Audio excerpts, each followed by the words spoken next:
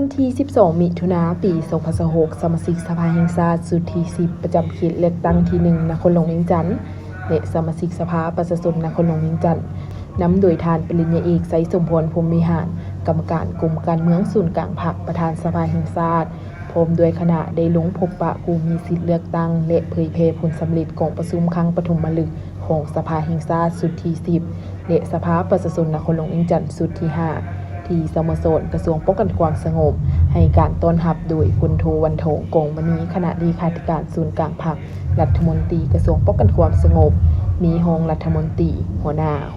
กรมใหญ่รองว่าการกรมกองบัญชาการพร้อมด้วยวิทยาการกรมบัญชาการป้องกันความสงบนครหลวงเวียงจันทน์และนายตำรวจนำพาบรรษาหลักเลงอ้อมข้างกระทรวงป้องกันความสงบเข้าร่วมในพิธีได้รับฟังการรายงานเกี่ยวกับการจัดตั้งปฏิบัติเวียงงานของกระทรวงป้องกันความสงบในระยะผ่านมา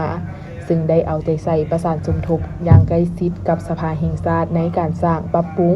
และรับรองบรรดานิติกรรมต่างๆในของเขตป้องกันความสงบเฮ็ดให้การคุ้มครองรัฐคุ้มครองสังคมโดยกฎหมายมีความหนักแน่นสังคมมีความสงบและเป็นระเบียบเรียบร้อยจากนั้นก็ได้รับฟังการเผยแพร่ผลสำเร็จของประชุมครั้งปฐมฤกษ์ของสภาแห่งชาติสุดที่10ดำเนินในวันที่23ถึง27มีนาคมปี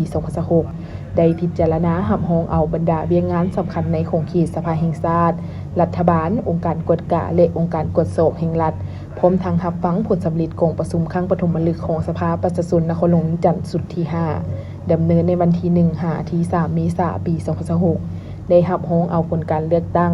บุคลากรองค์การอำนาจรัฐแผนพัฒนาเศรษฐกิจสังคมและแผนงบประมาณ5ปีครั้งที่10ของนครหลวงเวียงจันทน์พร้อมกับแผนการเคลื่อนไหวเวียงงานและแผนการสร้างนิติกรรมต่างๆขององค์การตุลาการและองค์การกวดกากวดสอบโอกาสนี้ท่านประธานสภาแห่งชาติได้แสดงความย่องย้อต่อผลสำเร็จปฏิบัติเวียงงานของกระทรวงป้องกันความสงบในระยะผ่านมาและได้เรียกร้องให้คณะพรรคคณะบรรษาทุกขั้นตลอดฮอดนายและพลตำรวจสืบโตเพิ่มทวีบทบาทการนำพาของพรรคเข้าในการเคลื่อนไหวเวียงงานตามกฎหมายว่าด้วยกำลังป้องกันความสงบรับประกันความโปร่งใสและยุติธรรมในการดำเนินคดีปราบปรามอาชญากรรมทุกรูปแบบโดยเฉพาะอาชญากรรมอิเล็กทรอนิกส์และปัญหายาเสพติด